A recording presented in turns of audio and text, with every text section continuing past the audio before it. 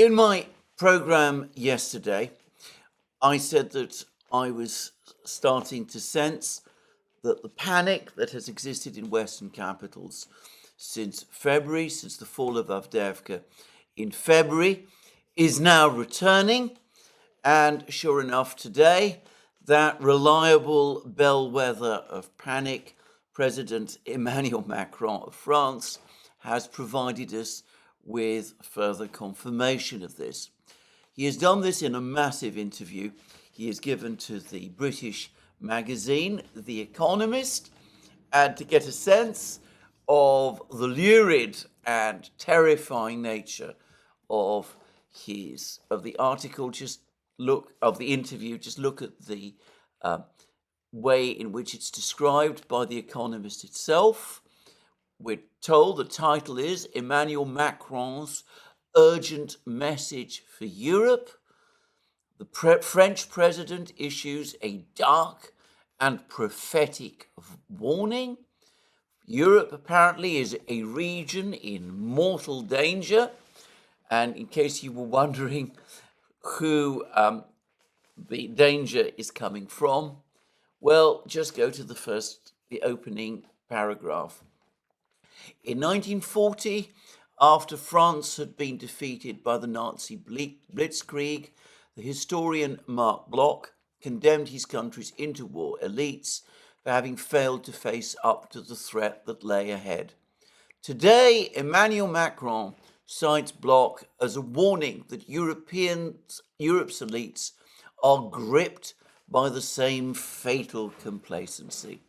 So there we go. It's a same danger, the Nazi blitzkrieg in 1940, the coming Russian blitzkrieg, presumably, today in 2024. And if you go on and read further in the interview, well, you have statements starting to appear, like this one. Asked about whether France might send troops to Ukraine, he says this: I'm not ruling anything out because we are facing someone, Putin, presumably, who is not ruling anything out. We have undoubtedly been too hesitant by defining the limits of our action. And then he goes on to say that if the Russians were to break through the front lines, if there were a Ukrainian request, which is not the case today, we would legitimately have to ask ourselves this question. At the NATO summit in the summer of 2022, we all ruled out the delivery of tanks, deep strike missiles, aircraft. We are now all in the process of doing this, so it would be wrong to rule out the rest. So there it is, back to sending troops to Ukraine. Note that Macron is now talking about a Ukrainian request. So it looks as if he's telling the Ukrainians, look, if you get into trouble, your lines collapse, all you have to do is to request it. And in that case, we, France, the rest of NATO, will have a discussion, and more likely than not, we will come to your rescue. And we must do that, because if we don't, well, going back to the title of this article, a dark and prophetic warning is given. Europe itself is in mortal danger. The blitzkrieg by the man who knows no limits, presumably President Putin, is trundling towards the West. Well, again, I want to stress this all looks to me once more like a further symptom of panic. It's, as I said, another example of President Macron acting as the reliable bellwether. And what this article tells us is that there is gathering dismay and alarm across Western capitals that events, again, are not going in the direction expected. It was assumed that the new aid that has been cobbled together by the United States following the vote in the House of Representatives 10 days ago, that would at least enable the Ukrainians to blunt the Russian advance and to hold together until the end of this year, beyond, in other words, the presidential election in November. Now there's alarm that that might not be the case. Panic is starting to set in, and President Macron, as he always does, now talks about sending French troops and European troops to Ukraine, and also says that all it needs in order for it to happen is, one, the collapse of the Ukrainian front lines, and two, a request for NATO troops from Ukraine. Well, he's not the only person now who is talking in an increasingly alarmist way. Now, we have had another article by our old friend Con Coughlin in the Daily Telegraph. Now, Con Coughlin is the Daily Telegraph's veteran foreign news correspondent and editor. I've been reading his pieces since the mid-1980s, at the very least, probably even longer than that, actually. I have to say that I don't personally think that he's a particularly accurate or reliable reporter of news. I want to stress I'm not suggesting in any way that he's not completely sincere about what he writes, that he doesn't believe in the truth of what he writes. It's just that I think he gets things repeatedly and disastrously wrong. I also think that he sometimes gets completely incorrect information from some of the people that he's talking to. And the nature of those people has been discussed in many places for a very long time. You can still find on the internet, if you look long enough, an article dating from the 12th of June 2000, written by The Guardian's journalist David Lee, in which he discusses some of the people that Con Coughlin, at least at that time, was in contact with. I don't want to say more. If you want to find the article, please do, and you'll find it all set out there. Anyway, the point is that Coughlin, I think, is someone who does at least either speak for the British establishment or at least is read by them, is someone who I think the British establishment, the entire British political establishment, consider to be very much one of themselves, and who they accept and see as someone who articulates their deepest held views. Anyway, just consider the headline of the article by Con Coughlin in the Daily Telegraph today. Putin's crushing new offensive could be the end of Ukraine. Well, there we go. So the panic is starting to return. It hasn't yet grown to the levels that we saw in February and early March, but I suspect it is going to grow further over the next couple of weeks. And as I said, what is driving it is not the fact that Ukraine is losing the war or is likely to be defeated or might be heading for eventual collapse. I think that Western leaders and Western governments have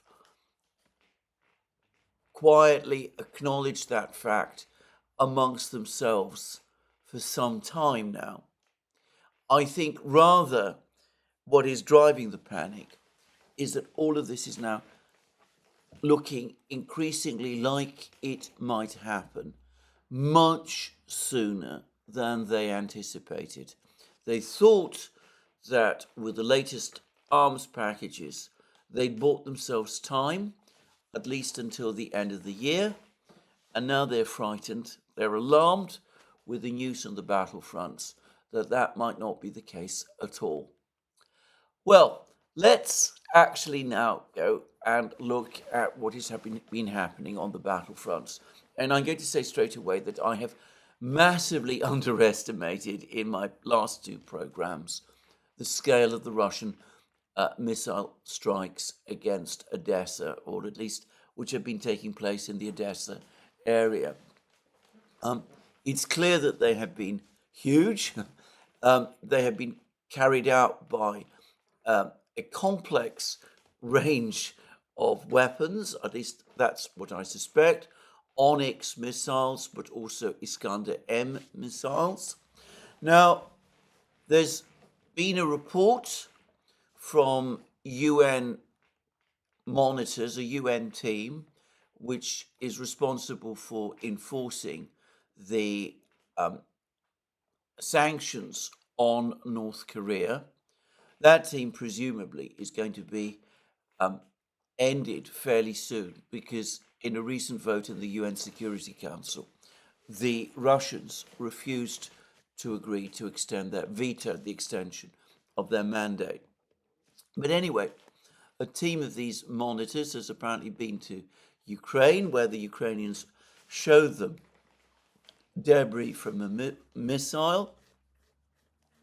The members of the team have reported back to the Security Council that the missile in question was a North Korean missile. The monitors are careful not to say that it was launched by the Russians. They say this isn't something that they're able to discuss themselves.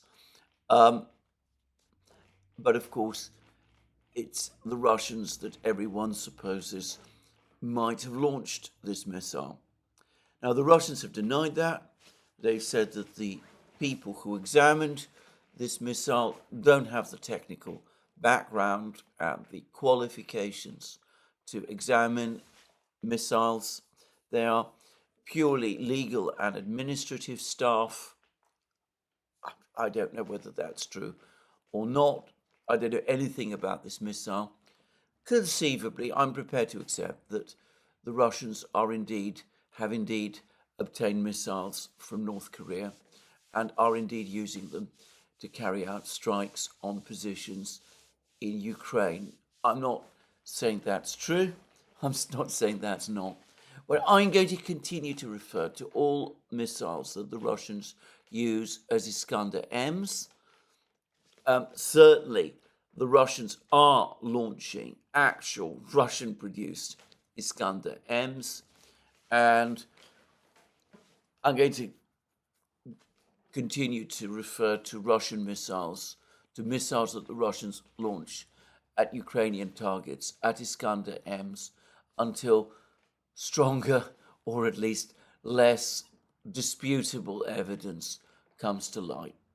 Anyway, suffice to say, the Russians have been carrying out major strikes on Odessa, and most of these have been with long-range ballistic missiles, presumably launched from Crimea, and perhaps also from the Russian-controlled part of Kherson region. I suspect that Onyx, supersonic anti-ship missiles have also taken part in some of these strikes. But anyway, the Russians are able to bombard Odessa with these missiles, and they've been doing it heavily over the last couple of days. And we're now getting more and more reports of more and more senior Ukrainian officers being killed in Odessa in these missile strikes.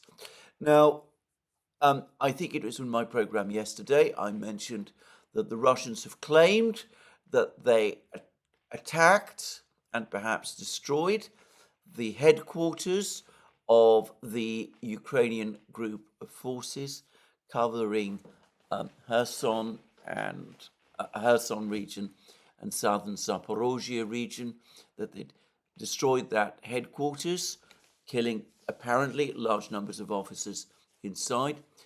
The Russians have also claimed that they've attacked some kind of railway installation, and this appears to have been a devastating strike, and the area around this strike has been sealed off, and there's reports of lots of ambulances removing people from there. They've also struck apparently at a post office building. Now that would undoubtedly include large warehouses, and it's likely that weapons of various kinds were concealed there. But I am sure that there have been many more strikes that I am not familiar with. The key thing is that we are now starting to get obituary notices for senior Ukrainian officers, major and upwards, who it appears have been killed in these various strikes which have been taking place in Odessa. Now, what is the purpose of these strikes? Partly it might be retaliation for the far less effective, in fact, possibly completely ineffective, Ukrainian ATACMS missile strikes against Crimea. But I think that they have a different purpose. One is that they might be conceivably intended to disrupt some kind of Ukrainian operation on the Dnieper River.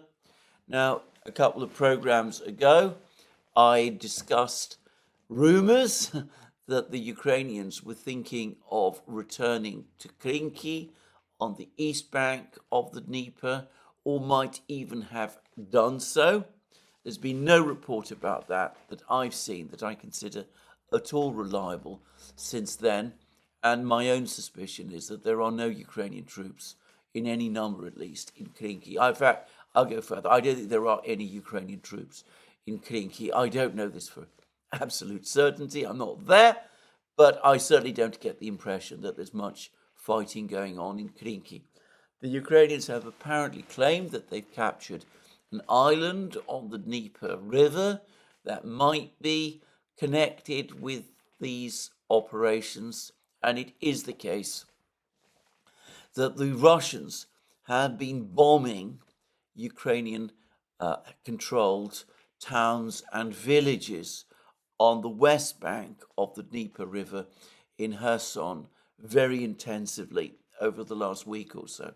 So it may be that it is connected to some extent or in some way with all of that.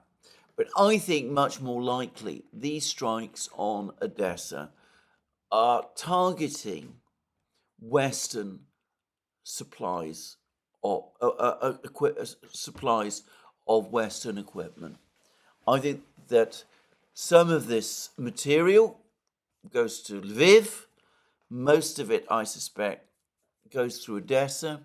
Odessa is well connected in the train and road system with the Ukrainian front lines.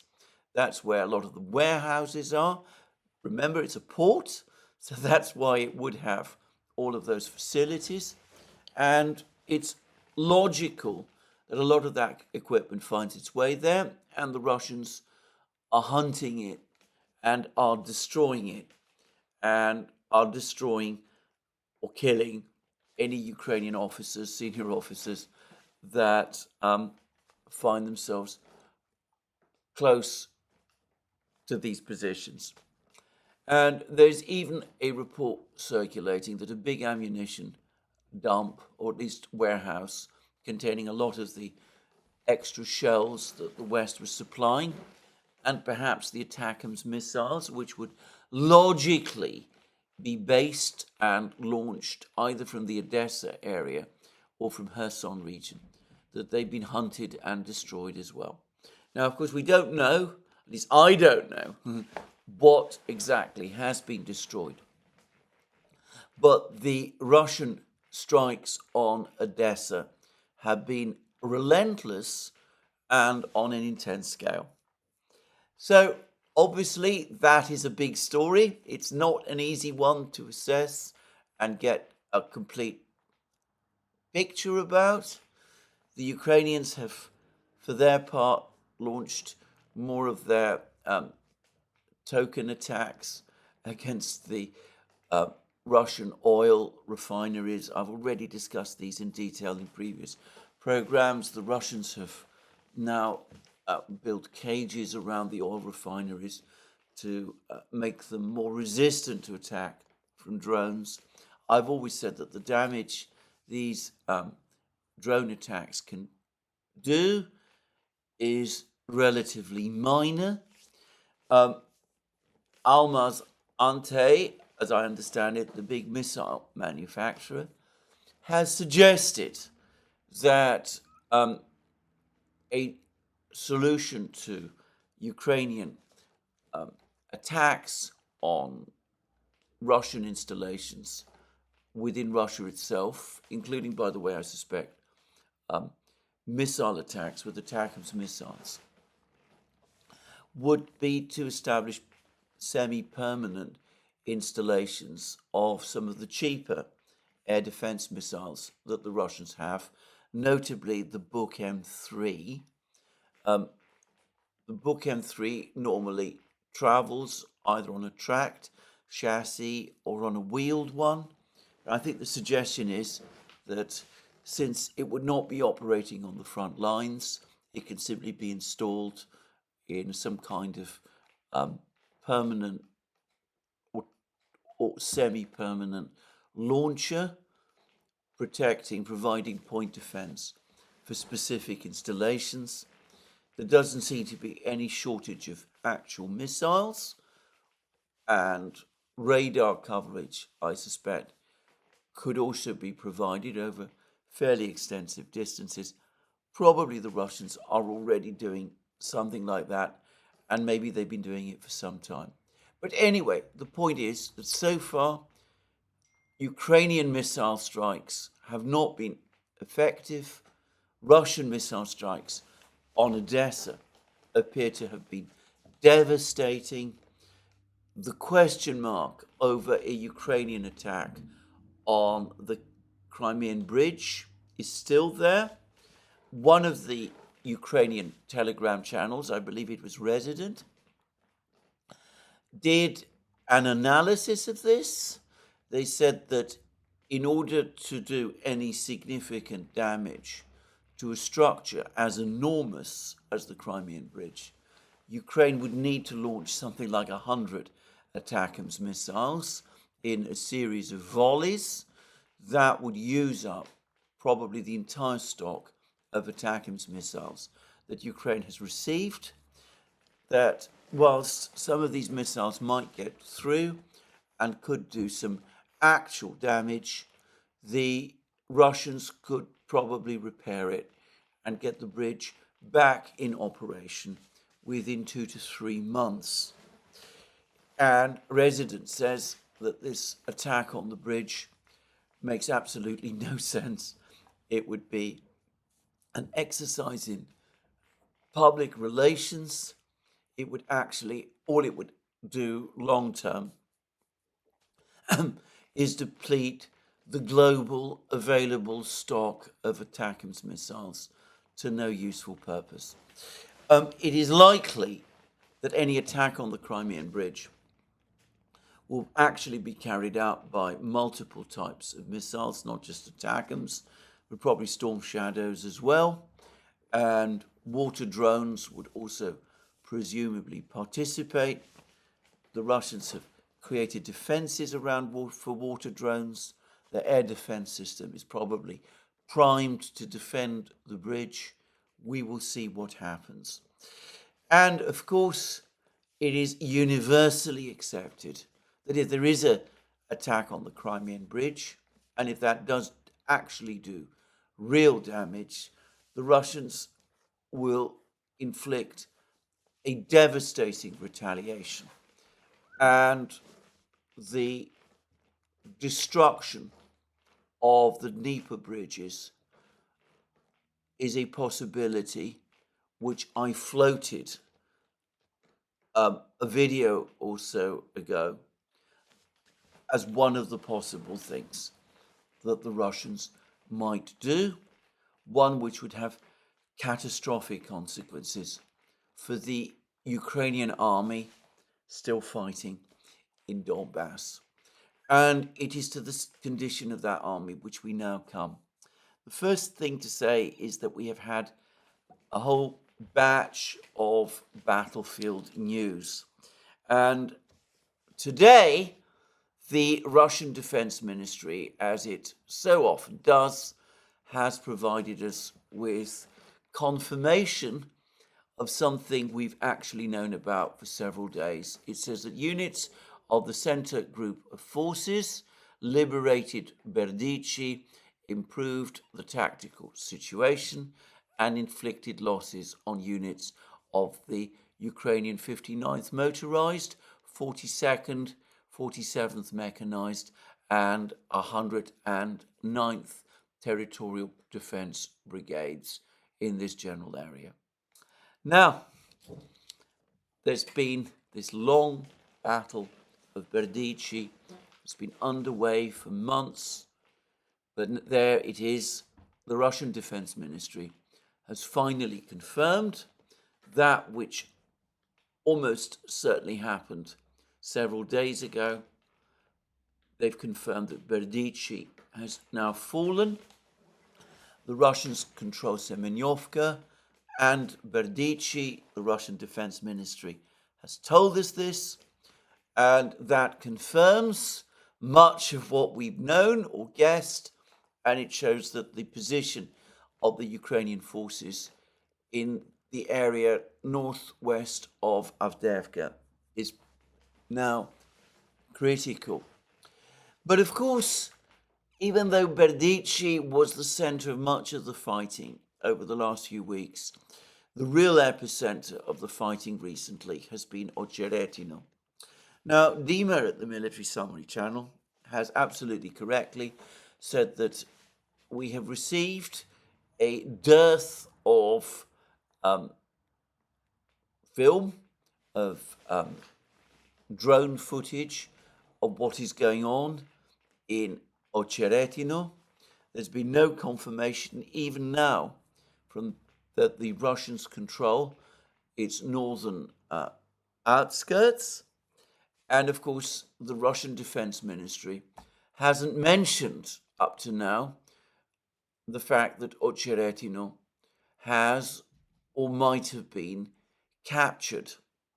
Well, yesterday I saw a film, I think it was on Slavyangrad, of showing, which is clearly made by Russian soldiers, showing Ocheretino. They were obviously moving around Ocheretino. And a number of things struck me immediately. Firstly, that quite a few of the buildings in Ocheretino seem to be relatively intact. I'm not saying undamaged. There is a lot of damage, but we're not looking at quite the sort of blasted landscape that we see in some other places. So one could see that quite a lot of the buildings were captured by the Russians in Ocheretino, relatively intact. The other thing I have to say, which I thought even more important, is that there was no attempt by the Russians, as far as I could see, to conceal themselves. They were walking up what looked like a main road in what is, after all, only a large village, out in the open. They clearly don't fear the presence of snipers or FPV drones or anything like that. And there was no sound of fighting, small arms fire, or anything like that in this video. So I conclude from that Ocheretino is under complete Russian control.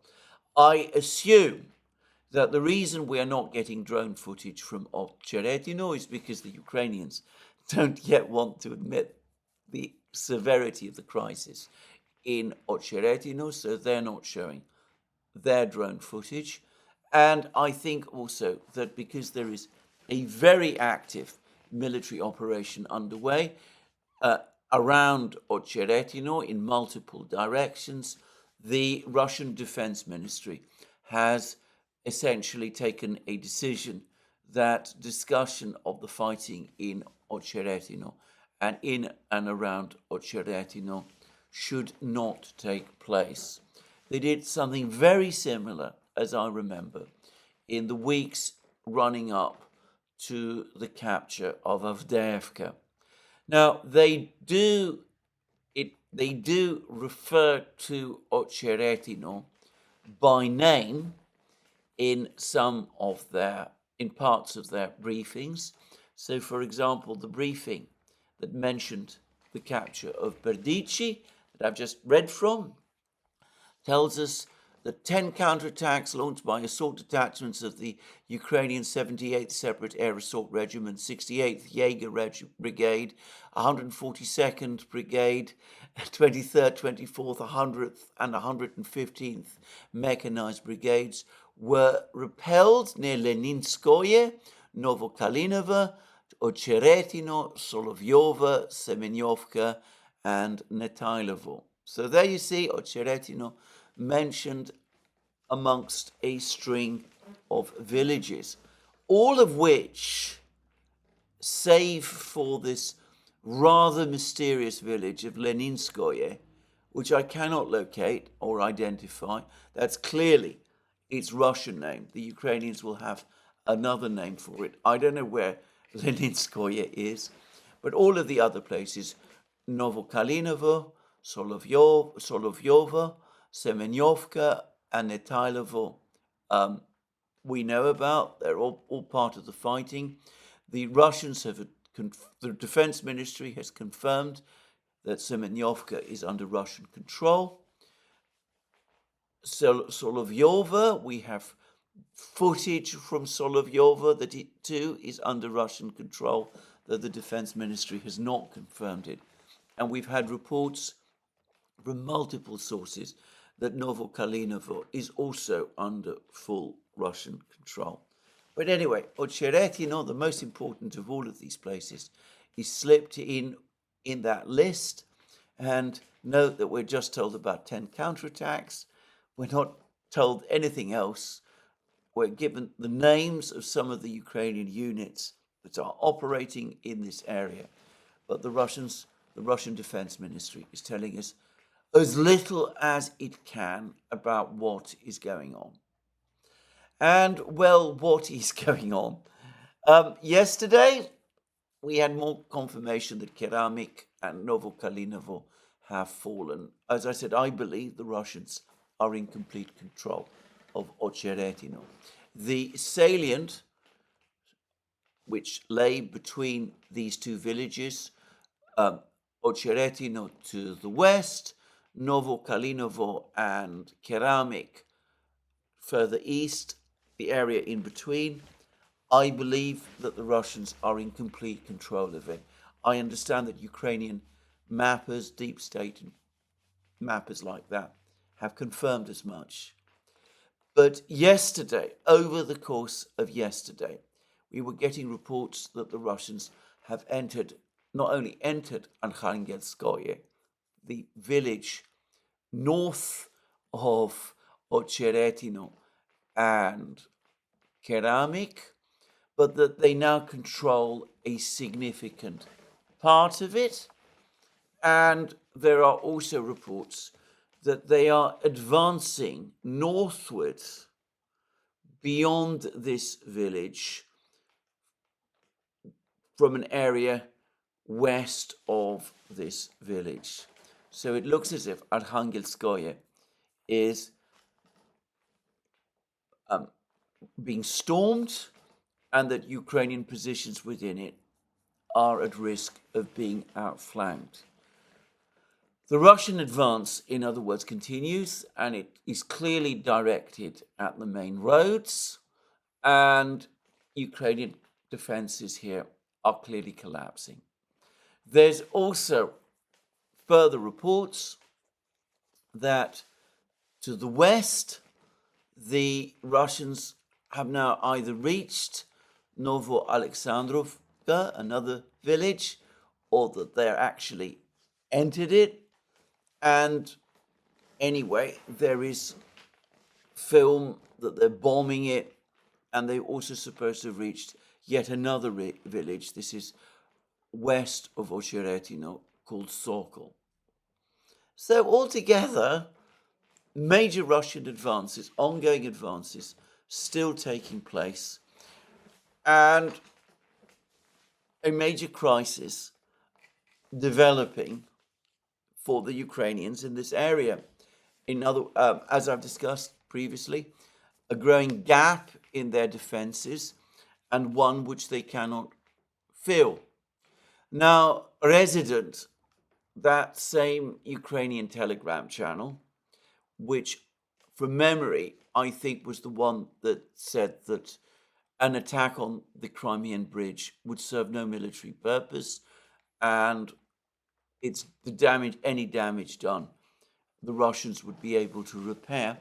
Anyway, Resident is now saying that the 3rd Assault Brigade, in other words, the Azov Brigade, is again refusing orders from Syrsky to move to Ocheretino in order to try to stem the collapse there. Again, I don't know whether that is true or not. The report from Resident said that there is growing resentment of Syrsky across the Ukrainian military, that more and more brigades are questioning and challenging and disputing his orders, and that there might be a concerted push before long from within the military to have him removed. How that would be done, I'm not sure. What President Zelensky would say about that, I'm not sure either. There are also rumors, by the way, that Ukrainian Defense Minister Umerov is also now thinking about resigning. All of which, again, if true, and this is all very speculative now, would heighten the growing sense of collapse. But anyway, major crisis anyway, one way or the other, along these front lines, and one key unit, the 3rd Assault Brigade, the Azov Brigade, in other words, apparently refusing orders to go to the front lines around Ocheretino and to bring the situation there, to try to bring the situation there under control. Now, in Forbes, there's been a long article by David Axe, who writes regularly about the Ukrainian war, very much from a fervid Ukrainian side. But he's suggesting that another Ukrainian brigade, one of the elite brigades, is now in an effective condition of collapse.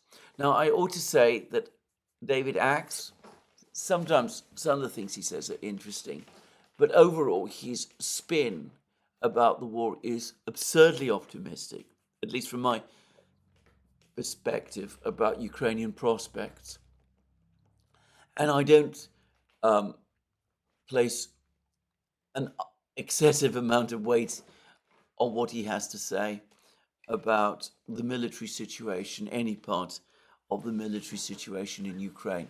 But anyway, for what it's worth, he says this: the war-weary 47th Mechanized is Ukraine's emergency brigade. The Pentagon is rushing replacement vehicles to keep the exhausted unit in the fight. And then Axe goes on to say, when Ukrainian defenses collapsed outside the village of Ocheretino, a few miles west of the ruins of Avdiivka, a little over a week ago, the Ukrainian army did what it usually does in the case of a crisis. It deployed the 47th Mechanized Brigade, the army's emergency brigade, to borrow the Ukrainian conflict intelligence team's term. The all-volunteer 47th Mechanized Brigade is trained by NATO instructors and rides in American M1 tanks, M2 fighting vehicles, that's the Bradleys, and M109 howitzers. And then he goes on to say that the 47th Mechanized Brigade couldn't stop the Russian 30th Motor Rifle Brigade from capturing Ocheretino last week, deepening a 5-mile salient that's like a knife lodged in Ukrainian territory. But the brigade did what Ukrainian troop commanders asked. It addressed the emergency and prevented the Russians from significantly widening the salient to the south. I don't know where David Axe gets that from, because I see no sign that the 47th Mechanized Brigade actually achieved anything at all. But he goes on to say, the cost to the 47th Mechanized Brigades, roughly 2,000 troopers, has been enormous. The brigade is badly in need of rest, reset, and reorganization. And then he says that it suffered enormous losses, that it's lost 40 of its 200 Bradleys. I'm sure the true number is higher, by the way, and that it basically is unfit for action.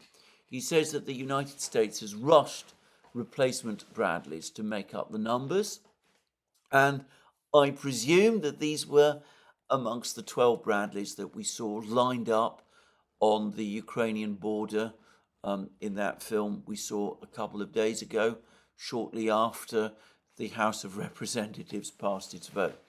And, well, it does look as if those Bradleys, at least, have indeed been rushed to the front lines, to the 47th Mechanized Brigade.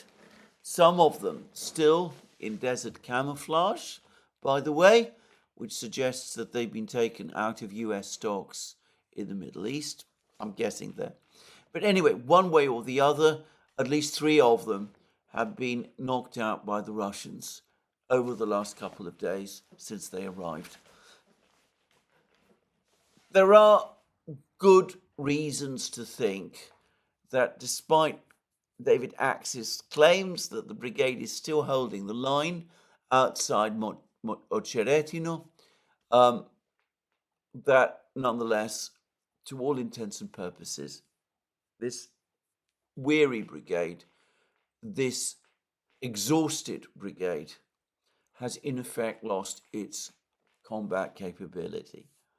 Now, that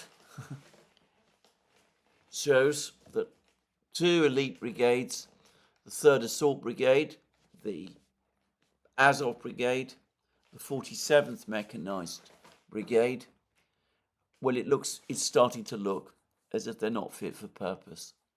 Anyway, disastrous situation altogether then in the Ocheretino area. I should say there's been no reports over the last couple of hours from Krasnogorovka, which doesn't mean that things are not happening there. But there's been bad news for the Ukrainians in other places. A Russian official has all but said that the Russians are now in full control of Rabotino.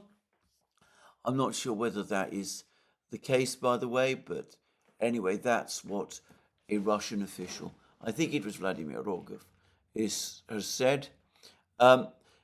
It seems as if the Russians have not only entered the village of Urozhaine in the Vremivka salient area, but now occupy a significant part of that village.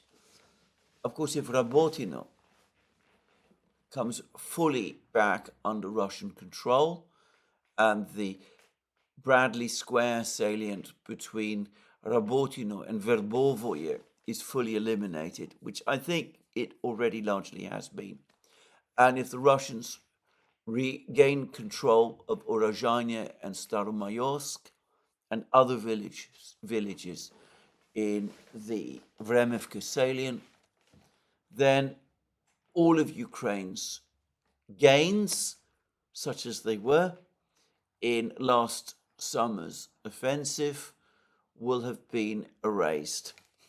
Just saying. Anyway, bad news for the Ukrainians there. Worse news in the Vuglida Marinka area. There are lots of reports pouring in that the Russians have stormed the small village of Paraskovyevka to the immediate west of Novomikhailivka that they captured some days ago. Supposedly, Ukrainian defenses are collapsing there as well. And, well, it looks as if the Russians have made significant further advances, enlarging the area of the canal that they control in the Chasiv Yar area. And there's more reports that they've broken in again into the micro district to the east of the canal, which they have apparently now fully encircled. There are Russian troops apparently located immediately to the west of the micro district, so that whatever possibility of resupply the micro district previously had has now been lost.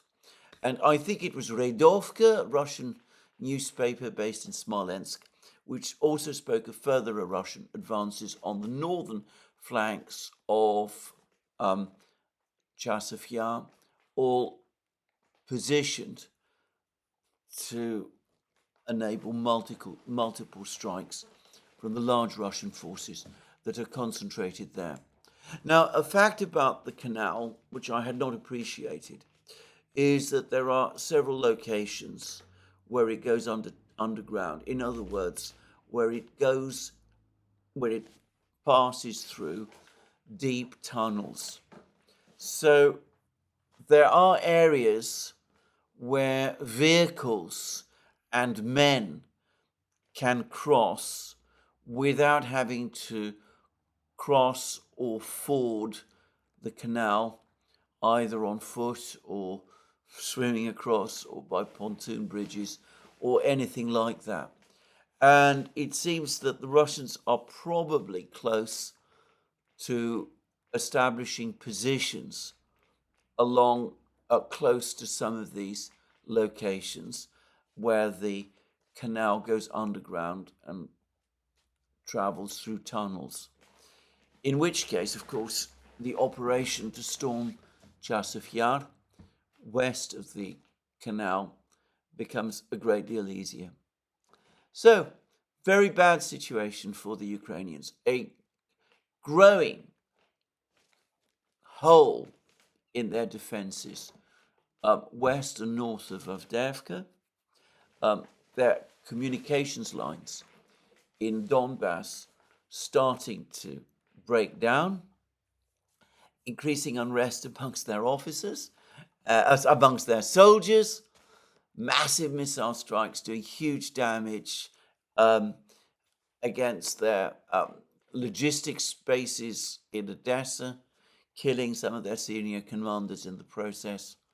And altogether, lots of good reasons why Emmanuel Macron might indeed be getting nervous and worried about the situation, and why he is again talking about the need to send troops to fight, Western troops to fight in Ukraine.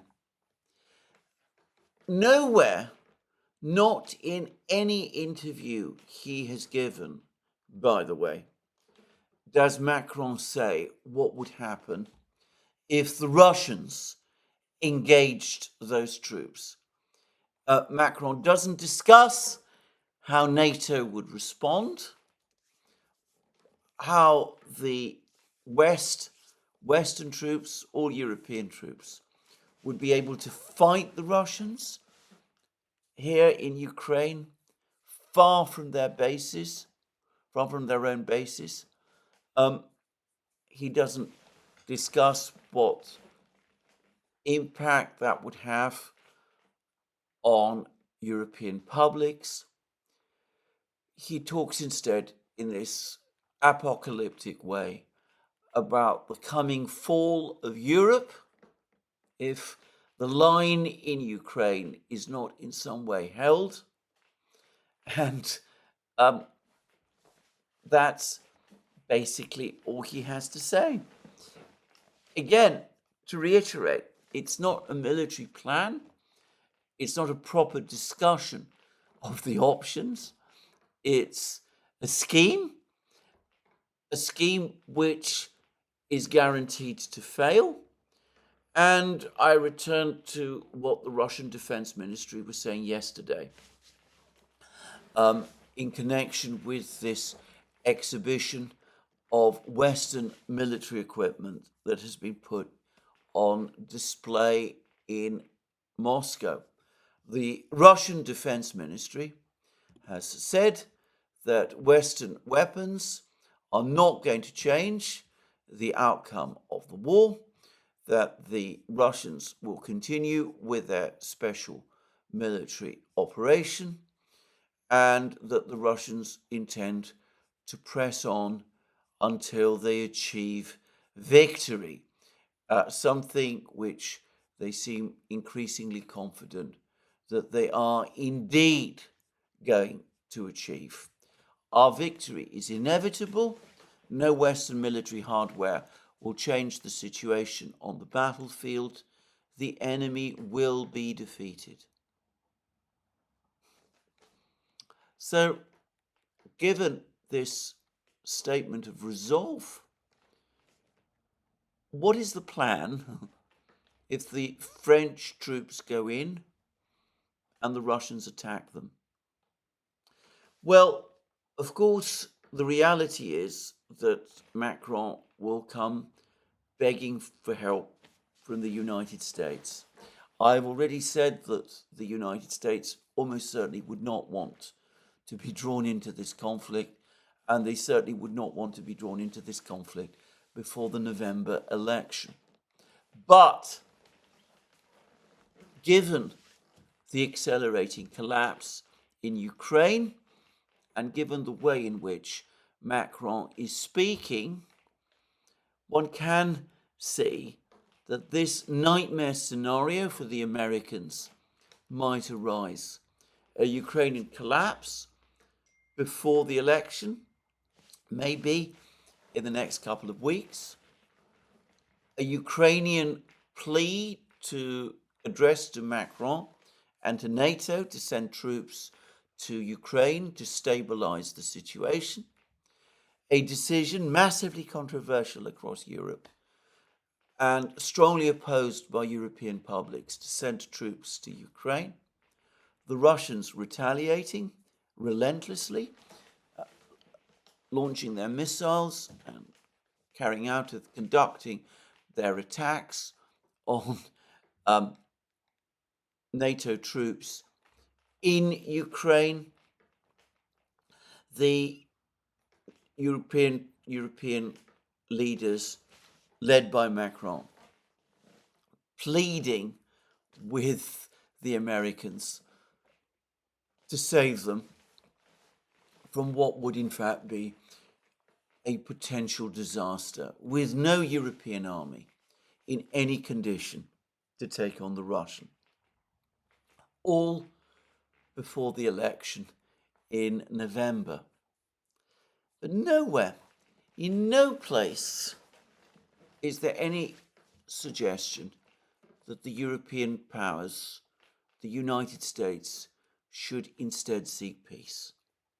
What we have instead are more proposals, more discussions about this conference in Switzerland, a conference to which the Russians say that as far as they're concerned, they have not been invited. The offer they got from the Swiss was that they send a delegation, but that the delegation would not participate in any of the substantive discussions. It would then be presented with whatever plan had emerged as a result of those discussions, and the Russians, understandably enough, have said that they want no part in any of that. Nonetheless, this conference in Switzerland will take place, even though it will now take place without the Russians. It seems as if the Chinese, at least, are not interested in going either, and I doubt that any of the BRIC states would want to attend, or if they did attend, that they would have much enthusiasm for the discussions that were taking place in Switzerland at this conference. But again, I wonder whether in the fertile mind of people like Macron, the idea might be, as Ukrainian defenses collapse, to rush troops into Ukraine with minimal discussion, by the way. If this question were to be discussed properly in the West, there would be massive opposition. So rush them to Ukraine. You could probably only send them in relatively small numbers. The logistics would be a nightmare. They probably wouldn't be properly armed or equipped or based or anything of that kind, though perhaps you could rely on some of the relatively few Western weapons that you might find in Ukraine. And then simultaneously with that deployment, you have the conference underway in Switzerland, and you come forward with some kind of proposal, and you put that proposal to the Russians, and it works as a kind of take it or leave it proposition. The idea is that the Russians are bluffing. They won't advance, they won't attack the European troops, despite the fact that they've said they would. And faced by this show of Western resolve, they would climb down and accept whatever package the Western powers cobbled together in this conference in Switzerland. And I get the sense that the proposal, at least in its initial form, would take, again, the form of something like a conflict freeze, a freezing of the front lines, though it's clear that the West is still not prepared to give up on Zelensky's impossible formula that the Russians pull all their troops out of Ukraine, accept complete defeat, pull out of Crimea as well, and then once all that's done, the Ukrainians and the Russians can talk, presumably, principally, about the level of Russian reparations and whatever trial of Russian leaders the Western powers and the Ukrainians want to see. A ludicrous plan which has no prospect of implementation, that will be held back. As I said, I suspect the initial idea of this Swiss conference is a conflict freeze, which, as I've said, the Russians have rejected. Well, if that is a plan, if this is the plan, to deploy troops to Ukraine and simultaneously bluff the Russians and try to get them to agree to a freeze of the conflict using the device of this conference in Switzerland, well, again, it's not a plan. It's a scheme. It's not going to succeed. To reiterate again what the Russians say, our victory is inevitable. The enemy will be defeated. And once more, they also said that history repeats itself. Strength is in the truth. It's always been that way in the Second World War. This is the Russian Defense Ministry. As today, we feel Russian strength. The more in these trophies, the more there are, the stronger we are. Now, I don't know whether Macron understands this. I don't know whether he gets the message. I don't know what the view in Germany, if they're presented with demands that they send their troops to Ukraine, is going to be. I don't know whether in the end the NATO countries will agree to this. There's been a protest in Warsaw. I don't know much about its scale, but apparently large numbers of Polish people came out and said that this is not our war. And I'm confident that if we get into this kind of situation, then those protests, not just in Poland but elsewhere, are going to be very, very much bigger. And for the Biden administration, this would be one hell of a political headache. Anyway, we'll see what happens. And of course, we have to always understand that on the battlefield, events can still take unexpected directions. We don't know how big a force the Russians have yet committed to this offensive.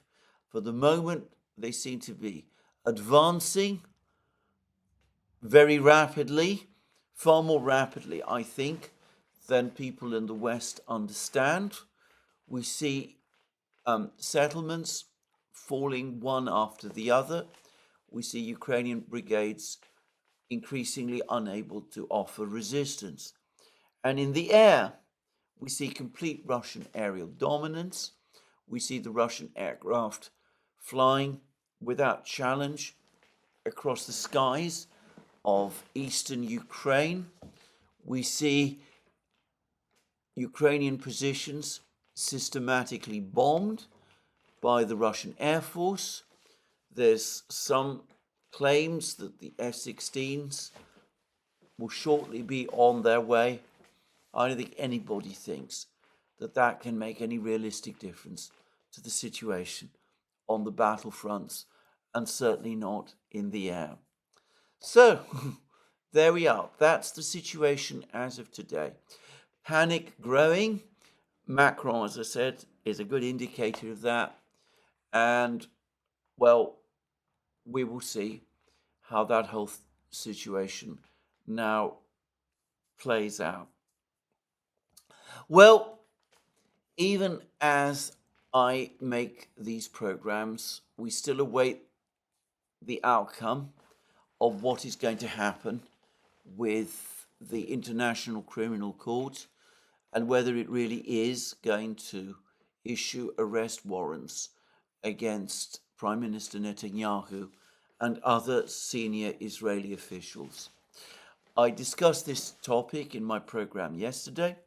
I said that if the United States now exerts pressure on the International Criminal Court to withhold issue of those warrants, then its influence over the court and the brutal way in which it exercises it will have been exposed, and the credibility of the court, already tattered, will collapse. But today we have a further extraordinary article in Axios, American news magazine, in some ways very close to the Biden administration. Anyway, it says that, Axios says, that they've been briefed by a number of Israeli and one American official that the Israeli government has warned the United States that if arrest warrants are indeed issued against Prime Minister Netanyahu and senior officials of the Israeli government, the Israelis will blame the Palestinian Authority. In other words, Mahmoud Abbas and his officials. And the reason for that, of course, is that Palestine is a party to the Rome Statute. The Palestinian Authority is a party to the Rome Statute. It has ratified it. It ultimately claims authority over Gaza as well, and therefore is able to say that the ICC does have jurisdiction because fighting is taking place on territory covered by the Rome Statute, notably Gaza, but also, by the way, the West Bank. And given that the Palestinian Authority is a party to the Rome Statute, and given that the fighting has been in Gaza, it is entirely likely, in fact, it is certain, that Palestinian officials from the Palestinian Authority have been amongst those who have been pressing the ICC to take action. So, in a sense, when the Israelis say that this is all down to what the Palestinian Authority has been doing, they are right. But who would expect otherwise?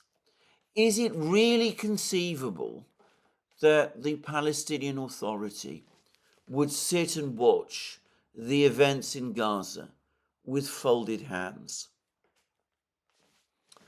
Anyway, apparently the Israeli officials have told Axios the Israeli government is now warning the United States that if the ICC does issue arrest warrants at the supposed instigation of the Palestinian Authority, then Israel will take action essentially to crush the Palestinian Authority. And there are references to taxes that Israel collects for the Palestinian Authority being withheld, other steps like that, economic steps being taken, action, in other words, to crush the Palestinian Authority and to cause its collapse. Now, the United States might indeed be alarmed by this idea. From their point of view, they've been trying to keep the Arab states happy. They've been stringing them along, in effect, by telling them that they too support a two-state solution. They want the Palestinian Authority to eventually become the Palestinian government, and they want, in other words, some kind of negotiated settlement between the Palestinian Authority and Israel as a future resolution of this crisis. American credibility on this point has probably been dented by the US decision about 2 weeks ago to veto a resolution in the Security Council which would have recognized the Palestinian Authority as representing an actual Palestinian state. But nonetheless, the US government officially still claims that it remains committed to the two-state solution and that it wants a Palestinian state based on the Palestinian Authority to be established. If that authority no longer exists, if it is in effect destroyed by the Israelis, and for the record, I don't think the Israelis, if they are indeed in that kind of mood, will stop simply at withholding tax revenues. The arrest of Palestinian officials by the Israeli authorities is at least a possibility. Well, if the Palestinian Authority collapses, how is the US going to continue to string the Arab and the rest of the world along with that claim? Who knows? I don't think it can be done. So I think that the United States will be concerned about this and will not want the Israelis to take the action that they threaten.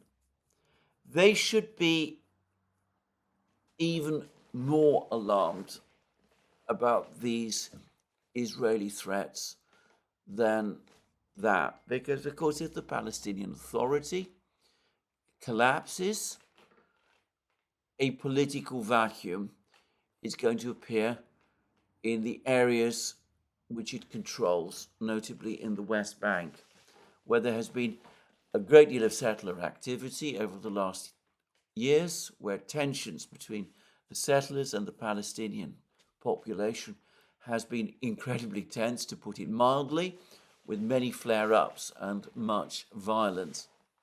It is entirely plausible that if the Palestinian Authority is collapsed in that kind of way, we will see a spread of chaos and ultimately violence and perhaps an uprising on the West Bank as well. In other words, we could start to see another intifada happening at one and the same time as we are seeing Israeli operations still going on in Gaza.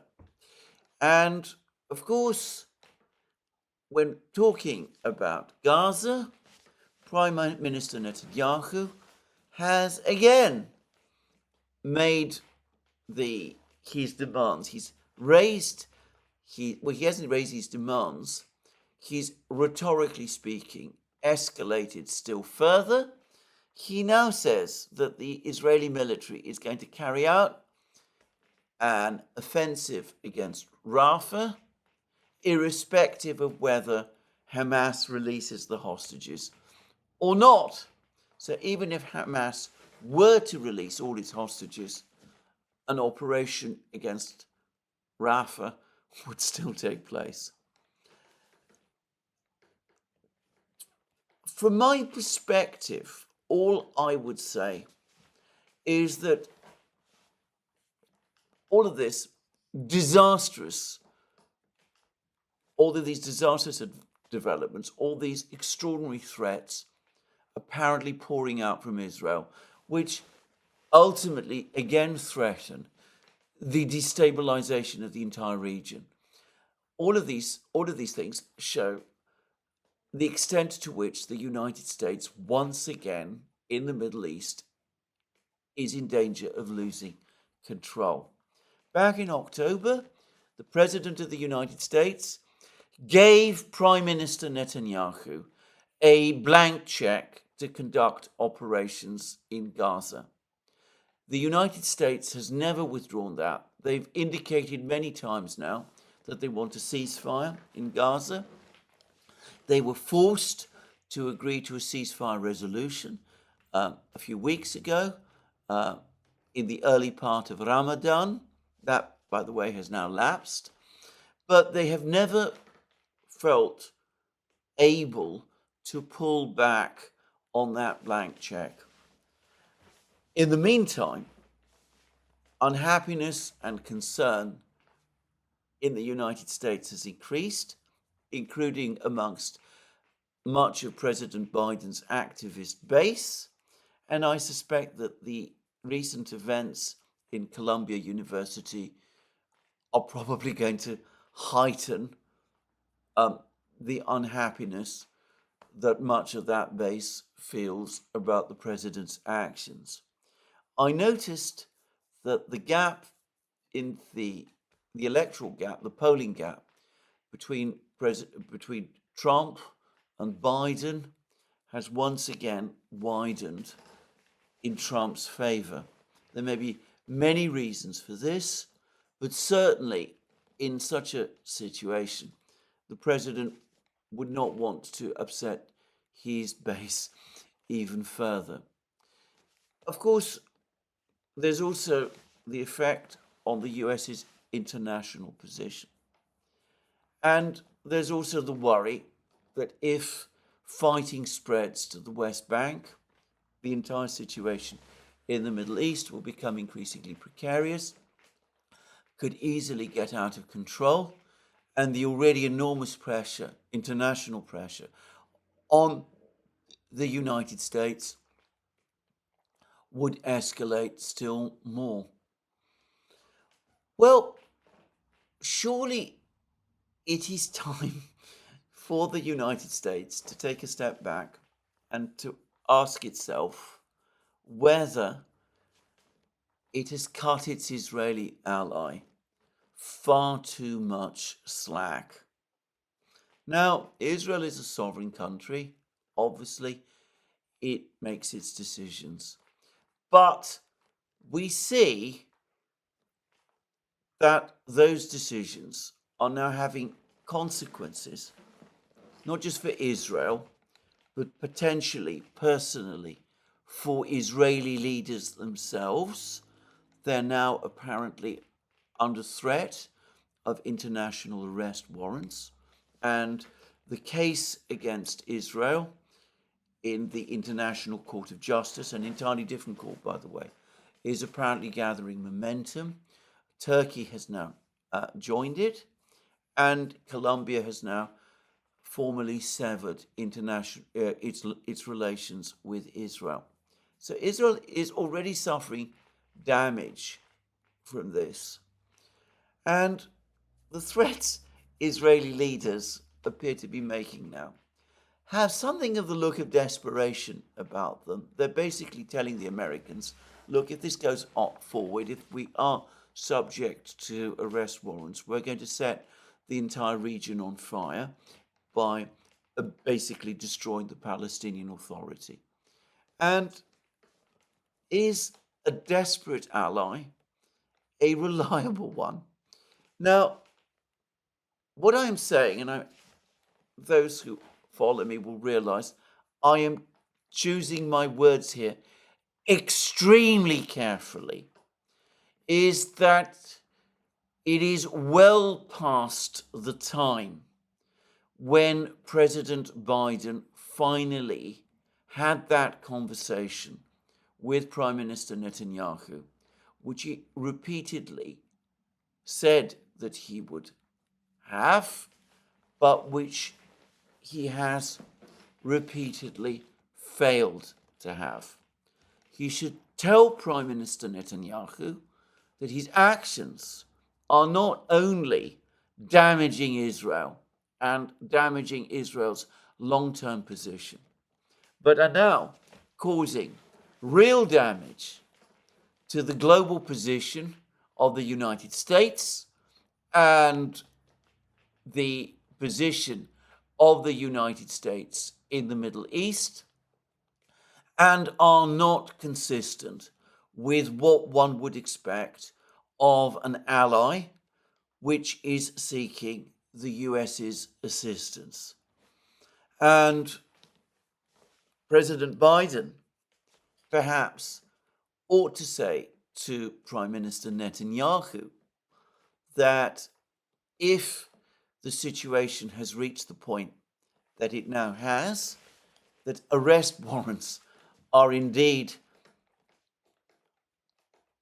a possibility, then Prime Minister Netanyahu and his officials themselves bear responsibility for that fact, that they have behaved in an utterly reckless and irresponsible way. Again, I'm choosing my words very carefully. Others would use much stronger language than I am doing. And that the time has therefore come where Prime Minister Netanyahu should consider his own position and that of his government, and that the United States will have to review its support for Israel and perhaps even withdraw it until the correct decisions are made. That, it seems to me, is what a government in Washington, a responsible government, one that is seeking to look after American interests and, by the way, the long-term interests of its ally, Israel, would be doing in this situation. Will President Biden do anything like that? I'm not holding my breath. I think it's far more likely that he will do that which Prime Minister Netanyahu wants him to do, that he will threaten and cajole and bully the International Criminal Court to withhold the warrants, not to issue the warrants. That, as always happens, the Americans and the Israelis then breathe a sigh of relief when the court fails to do that.